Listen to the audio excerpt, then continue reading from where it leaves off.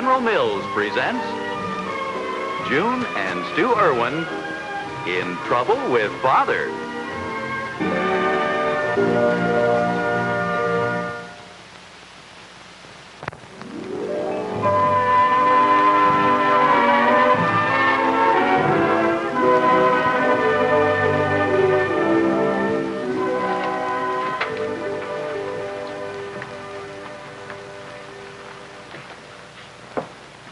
What do you have to say for yourself? I couldn't miss Betty Hutton, Pop. Honest. Nonsense. In order to go to the movies last night, you told a falsehood. I asked if your lessons were done, and you looked me right in the eye and said, oh, yes, all of them, and they're perfect. And what do I find? I find that not one lesson was done. The teachers didn't have to tell on me. Now, you're in no position to find fault with others. I take an interest in my children's schoolwork. I asked about your homework, feeling pretty proud, and what did I find? I'll catch up with my work, Dad. I always do. That's beside the point. In order to get out last night, you told a deliberate lie. I'm sorry. Jackie, if you start telling little lies, you'll keep on until you're telling big ones. You'll lose your self-respect and the respect of others. You'll make yourself unhappy, and everyone around you, your family and your friends, unhappy. A great deal of tragedy can come from one little lie. I feel terrible. Well, if you persist in telling them, I'm sure that neither I nor the family will want to have anything to do with you. You understand that? Well, then, I want you to promise that you'll always tell the truth. I promise, Dad. I'll always tell the truth.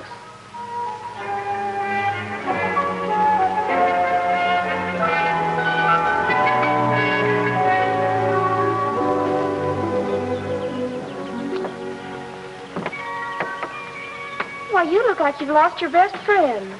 Life is full of problems. What happened to you? I just passed another milestone in life. Say, you look as if you're waiting for one. I'm waiting for Drexel. Don't tell me you two have made up. We will. I accidentally took his math book. Accidentally. Ha! All right, I took it on purpose. He'll be over here to get it, and I want you to do something for me then. Keep me out of it. I have enough troubles of my own. Oh, please, Jackie, won't you help me? Oh, all right.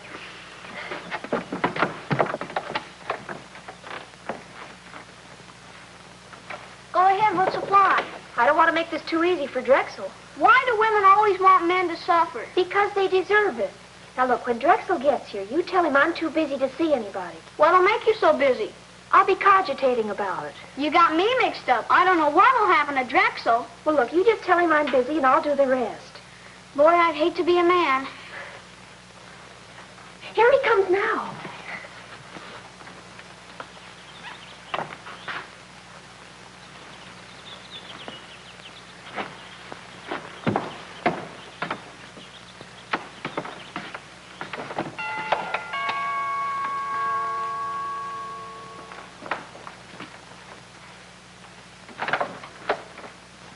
Hello, Jackie. Hiya, Drexel. Can I come in? Sure.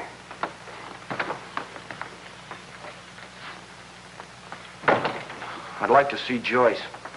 Joyce told me to tell you that she's too busy to see anyone. What's she so busy about? Nothing that I know of. Say, you wouldn't know anything about my math book, would you? Sure. I know all about it. What really happened... Hello, Drexel. Sorry to intrude, Joyce, but I think you took my math book. I did? Well, let's go see.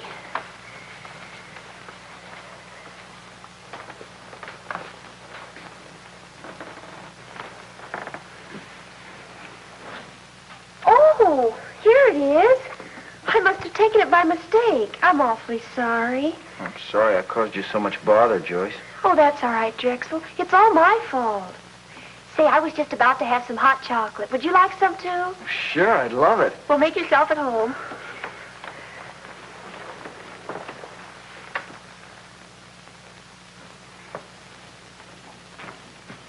I got my math book, Jackie. Say, how did you know about it? Did I say that? You sure did. Did you know about it? Sure, I knew you had a math book. But how did you know it was here? Joyce told me. Then she knew she had it. Didn't she? What else did she tell you? Come on, Jackie, I want the truth. Oh, all right, if you insist.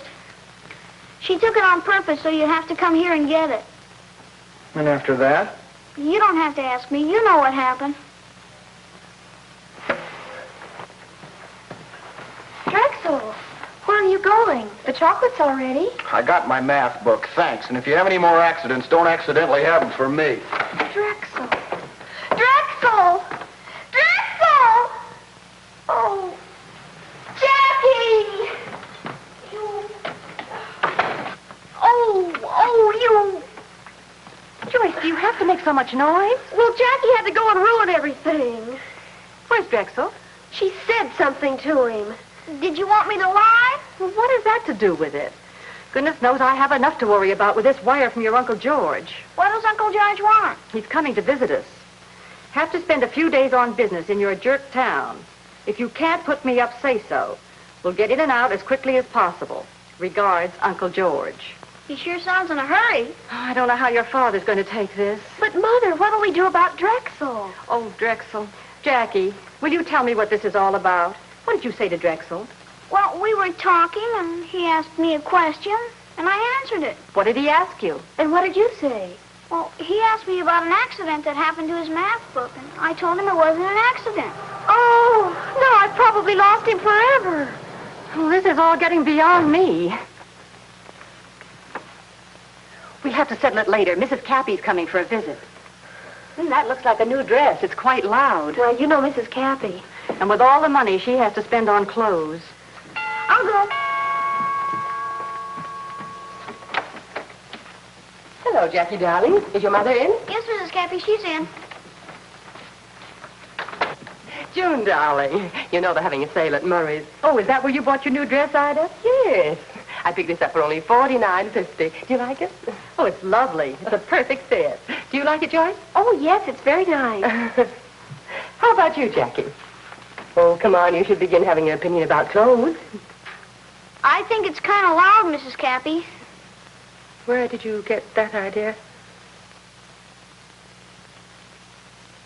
Well, I'd like to know where you got that idea. Mother said she thought it was. Jackie, how can you say such a thing? I've never been so insulted in my life. Oh, it's just a child's chatter. She sounded to me like she was telling the truth. Jackie, whatever made you say such a thing? I had to tell the truth, Mommy. Mrs. Cappy asked me, and I had to tell the truth. Mother, what are we going to do about Drexel? I don't know. Why this sudden splurge of truth? Anybody home? Say, these look wonderful. Oh, Stu. Well, what's the matter? What are you upset about? Oh, things have been happening too fast around here for me today. Now, take it easy. Let me do the worrying. Hi, Dad. Hello, girls. Hello. And what's the matter with you? I'm miserable. Jackie said something to Drexel and he left. Then Mrs. Cappy came by to show me her new dress, and Jackie managed to chase her off. And I had enough to think about with this telegram. Telegram? Well, suppose we start with the telegram. That sounds the most urgent. It isn't very good news. Well, what do you know? Your jerk town. Who does he think he is? My very wealthy uncle. I don't care how wealthy he is. He's bad-tempered and ill-mannered. I know, dear, and I don't like the idea of your having to put up with him. Maybe if we made him welcome and showed him a good time, he'd loosen up his purse strings and make a donation toward that new athletic equipment the school needs so badly. What are we going to do about Drexel? We'll talk about that later. Uncle George has problem enough. Run along, girls. Your father and I have some things to talk over. Yeah, get out of here a minute. Stu, I don't know what's come over Jackie. She says the most awful things and then insists she's just telling the truth. The truth? Oh, nothing but the truth, huh? You can imagine how I felt when she told Mrs. Cappy her dress looked awful. I suppose it did. But she can't go around saying things like that. Oh. Well, June. Yes, dear. Today at school, I found out that Jackie had lied to get to the movies last night, so I lit into her and made her promise she'd always tell the truth. She told the truth, all right. You should have been around to see the results. Well, I can't help that. My children are going to be brought up to be honest and truthful. Well, I won't argue with that. Well, let's don't worry about that now. We have to get ready for your uncle. Say, I'll get a hold of Willie. I'll call him and tell him to come over and do a little butling. We'll put on a show for your Uncle George. No. Wait a minute. Everybody, get back out of sight. June, go in there. Okay. Wait, let's see. Straighten up now. Good evening, sir. Take my bags and stop your gabbing. Right away, sir.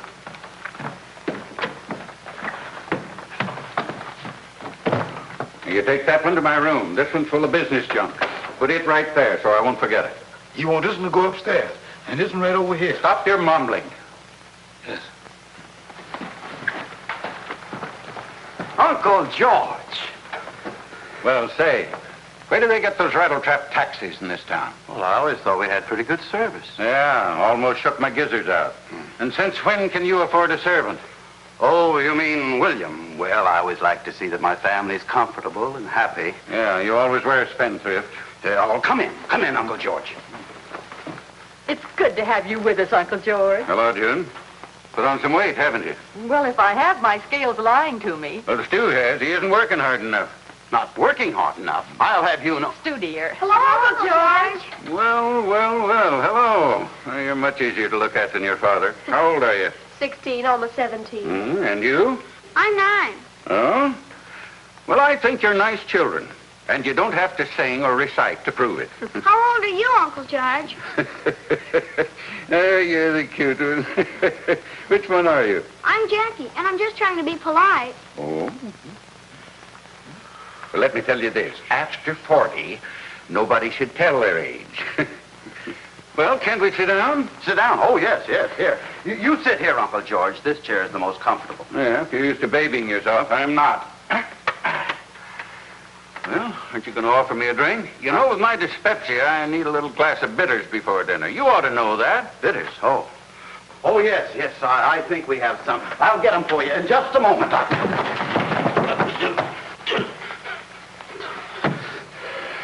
What a place to put a suitcase.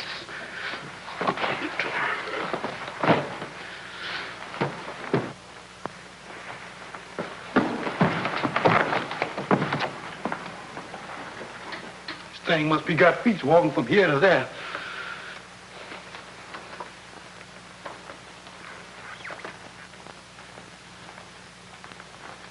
Will you pass them, please, Willie?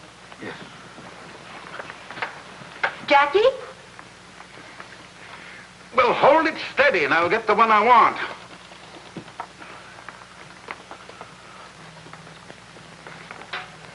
Thank you, ma'am.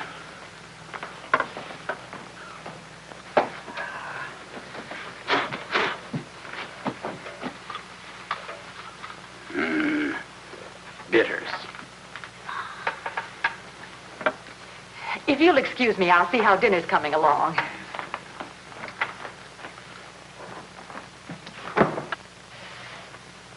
What a place to put a suitcase.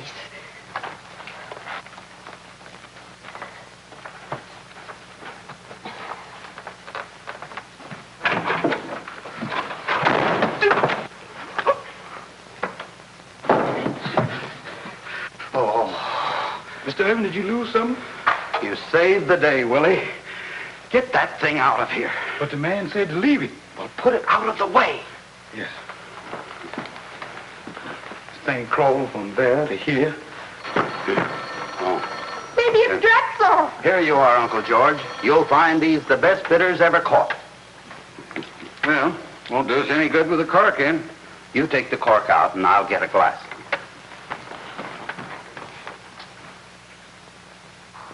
Yes, Drexel. Yes, Drexel. Of course it's all right. After dinner? Yes, Uncle George arrived. I'll be waiting for you. Goodbye, Drexel. Where are those 10-cent glasses Aunt Susan gave us? They're right up there in the cupboard. Which one? That one right there. Oh. Say, how long have you had a servant? Willie isn't really a servant. He isn't? Well, what is he? He's the caretaker at school. Then what's he doing here? Dad said you'd be impressed if you thought we had a servant. Oh, he did. You're certainly an expert at opening bottles, Uncle George, aren't you? June had them tucked away. Women are always up to something. Not only women. Here you are. Now, this'll do you good. You certainly do things upright for me, don't you, Stu? Nothing but the best for Uncle George. You wouldn't fool me, would you, Stu? Fool you? Oh, I wouldn't try that. You're much too smart. Where's your glass? You look dyspeptic, too. Oh. Well, all right. I'll have one here.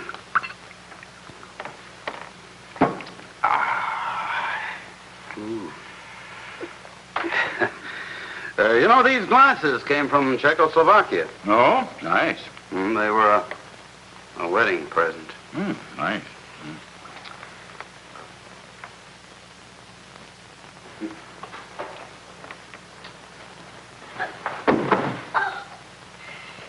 Jackie, you shouldn't be crawling around on the floor in your clean dress.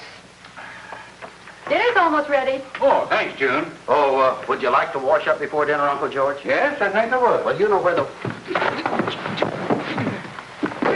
What are you trying to do, ruin my baggage? Oh, I'm sorry. All right. I'll find my way. Oh. Stu, Yes? come here a minute, dear. We'll return to the Erwins in just a moment. Fullback Bobby is a boy of 9. He can really hit that line. He's a star because he knows he's got go power from Cheerios. He's got go power. There he goes. He's feeling his Cheerios. Yes, Cheerios, the oat cereal that needs no cooking. Every delicious spoonful gives you the good things that build strong bones and muscles. Try Cheerios. And now, back to the Erwins. We had those fitters. Oh, Uncle George. Are you all right? Yes. No thanks to you. And you. You take that grip of mine and you put it where you were told to put it. And leave it there. Yes. Dinner will be getting cold. Well, I won't.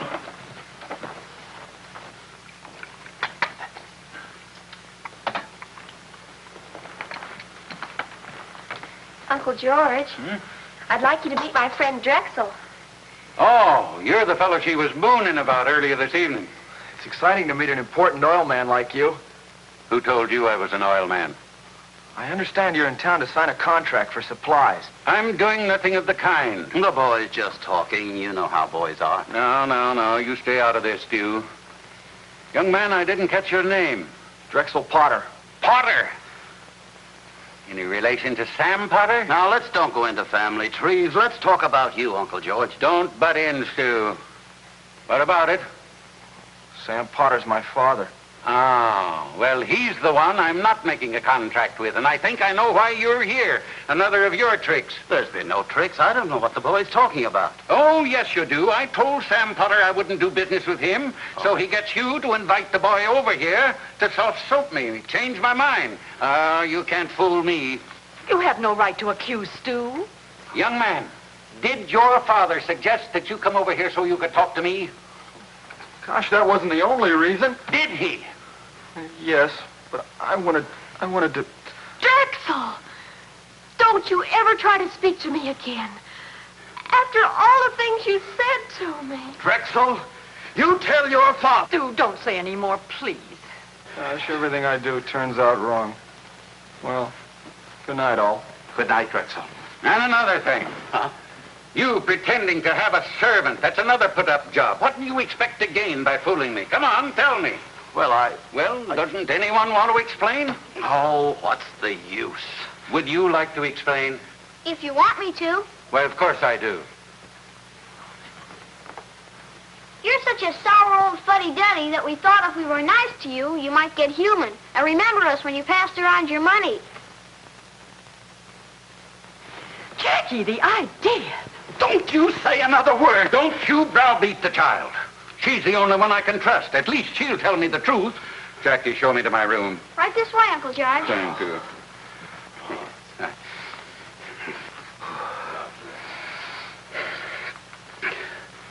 Well, this turned into a pretty mess. That's the last we'll see of Uncle George. How did this all get started? You ought to know. This time you heard Jackie tell the truth. Now, don't rub it in. It's awful. Drexel was making a cat's paw of me. All I can say is the whole thing is a perfect failure. Is there anything you want me to get for you, Uncle George? Come here a moment. Am I really an old fuddy-duddy? You're worse than that. You're rude, and you don't care anything about other people's feelings. It's no wonder nobody likes anything about you except your money. And you're not happy with it either. Daddy says you won't even let go of a little of it for making athletes in our school. I never heard such impudence. Let me tell you that how did that guest towel get here? Just that habit of mine. Yeah, put it back. And you don't need to come back.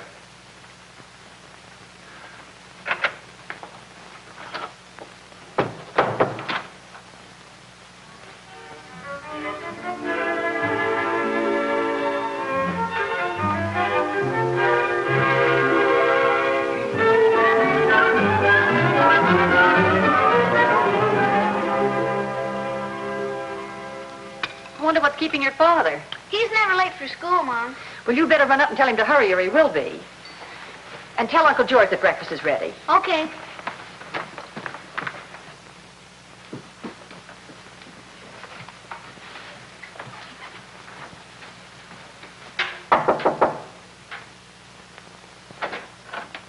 Dad?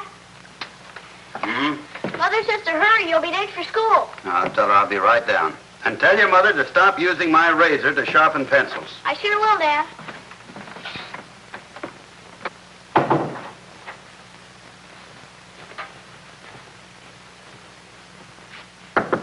Who is it? It's me. It's I, Jackie. Well, come right in. Oh, my favorite youngster. You look chipper this morning. Mother says for me to tell you breakfast is ready. Fine, we'll go right downstairs. I'm all set to enjoy a good breakfast. You know, Jackie, I don't think these are mine.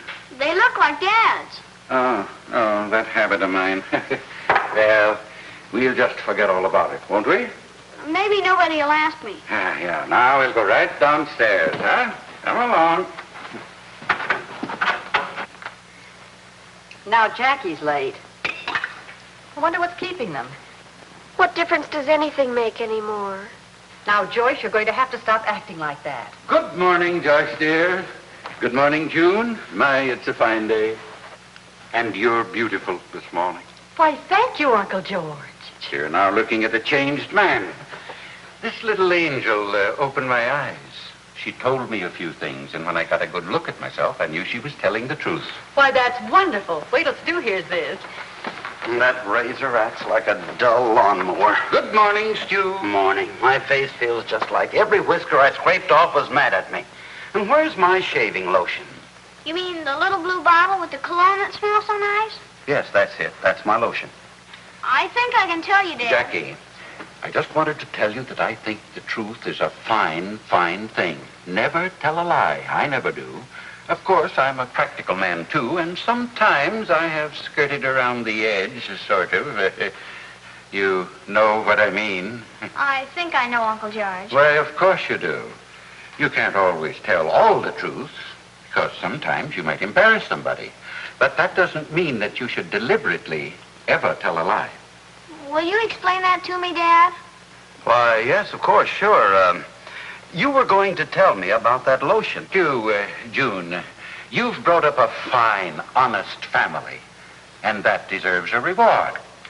Joyce, you can tell that fine young fellow that I've decided to give his father the contract. Would you like to do that? Would I? Thank you, Uncle George. Drexel will be so happy. Yes. I'll go now. Jackie, You can see I'm a changed man. Should I tell Dad? No, I have something to tell him. I suppose you thought that I'd forgotten all about the athletic equipment for your school, but I'm going to see that you get it. Uncle George, now the day has started off right. I'm sure the youngsters will be very grateful. There's something else, too. I suppose you and June have probably thought that I should increase your inheritance and maybe give you a little of my money while I'm still alive and kicking. Oh, of course not. We've never thought anything about it. I thought we were going to have nothing but the truth. Of course we are. But if you can sort of skirt around the edge, so can I.